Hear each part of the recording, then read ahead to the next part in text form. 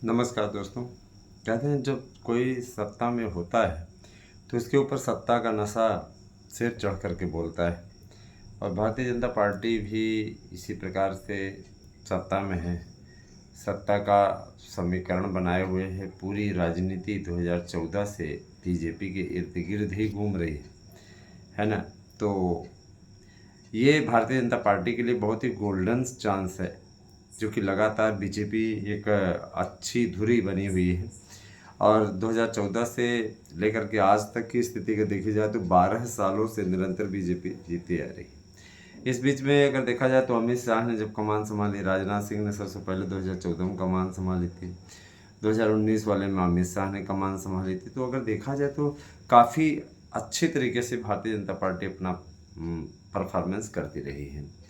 अब मैं आप सोच रहे होंगे मैं बीजेपी की परफॉर्मेंस की क्यों बात कर रहा हूँ। बीजेपी के लिए ये जो पहला मुख्यमंत्री बीजेपी का बिहार में बना, बिहार में जब सम्राट चौधरी मुख्यमंत्री बनाए गए, उनके समय में कुशवाहा जी ने बहुत बड़ा अपराध कर दिया। वहाँ पे भरत तिवारी नाम के एक सामाजिक कार्यकर्ता की जिस तरीके से एनकाउंटर करके हत्या कर दी गई, उसके बाद से सवाल उठने लगा कि क्या ये सरकार ब्राह्मण विरोधी है। और अगर ब्राह्मणों के लिए कुछ थोड़ी सी सहानुभूति होती तो निश्चित रूप से सम्राट चौधरी इस प्रकार का कार्य न करने देते और ऐसे पुलिस वालों के खिलाफ कड़ी कार्रवाई होती। अब तक इस पुलिस वाले के खिलाफ कड़ी कार्रवाई नहीं हुई है, जिसका कहीं न कहीं असंतोष ब्राह्मण समाज में देखने को मिल रहा है। सवर्ण मतदाता ने इस बार बांकीपुर विधानसभा सीट, जो कि प्रतिष्ठा का प्रश्न बनी हुई है, जहां से नितिन नवीन और उनके पिताजी 1995 से कंटिन्यू इस सीट को अपने पास रखे हुए हैं।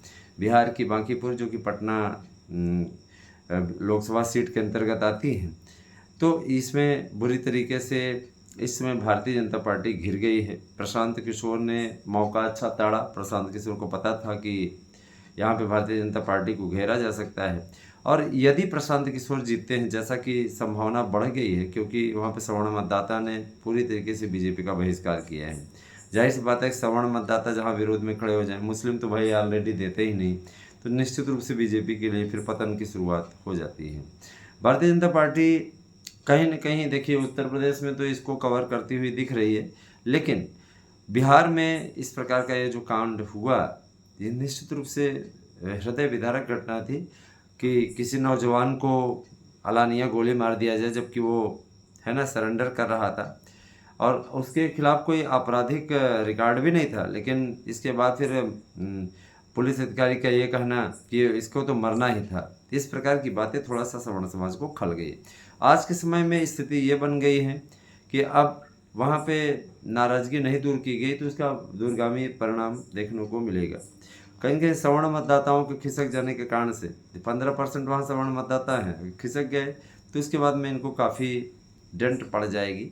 अतः इस पे कार्रवाई की आवश्यकता है। अगर कार्रवाई नहीं की गई तो काफ़ी नुकसान उठाना पड़ेगा। फिलहाल बांकीपुर पे जो हमारा एग्जिट पोल है, पहली बार भारतीय जनता पार्टी के गढ़ में सेंधमारी करते हुए प्रशांत किशोर नजर आ रहे हैं।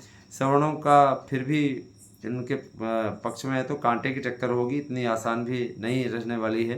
प्रशांत किशोर की तरफ की एक तरफा रहेगी, क्योंकि नितिन नवीन का वो गढ़ है और वहाँ पे बड़ी कांटे की टक्कर होगी। किसी की भी जीत हार होगी तो निश्चित रूप से वो है ना, ये नहीं कि 12,000 15,000 से होगी। जिसकी भी हार जीत होगी वो 1,000 1,500 से होगी, इससे ज़्यादा से नहीं होगी। इसके अलावा बाकी दतिया ले लीजिए, इधर जो भी विधानसभा सीटें गुजरात वाली है, ये सारी सीटें भारतीय जनता पार्टी जीत लेगी। लेकिन कहीं न कहीं अगर बांकीपुर से बीजेपी हार जाती है तो कहीं न कहीं सवर्ण मतदाताओं की नाराज़गी का मुद्दा भी एक बार जोर पकड़ेगा। अखिलेश यादव बाहें फैला करके सवर्ण का समर्थन करना चाहते हैं, लेकिन सवर्ण भी अच्छी तरीके से जानते हैं कि मुलायम सिंह से लेकर के अखिलेश यादव की सरकार में सवर्णों के साथ कितना प्यार उमड़ा था, सबको मालूम है अच्छी तरीके से, है ना।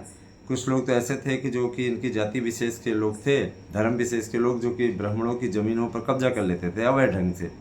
तो अब आप सोच लीजिए कि किस टाइप के लोग थे। फिलहाल दोस्तों, आपको ये वीडियो कैसी लगी कमेंट करके अवश्य बताइएगा। कौन जीत सकता है आप ज़रूर बताइएगा। 3 अगस्त को हालांकि इसका रिजल्ट आ रहा है, बट इसके पहले आप लोगों को मैं ज़रूर सूचना दे दूं कि इस बार कांटे की टक्कर है। प्रशांत किशोर अगर निकाल पाते हैं इस सीट को तो निश्चित रूप से वहाँ पे आरजेडी का अस्तित्व संकट में आ जाएगा, क्योंकि आरजेडी ऑलरेडी 27 सीटों पर सिमट चुकी है। कुछ एक विधायक और साथ छोड़ देंगे, प्रशांत किशोर के साथ आ सकते हैं।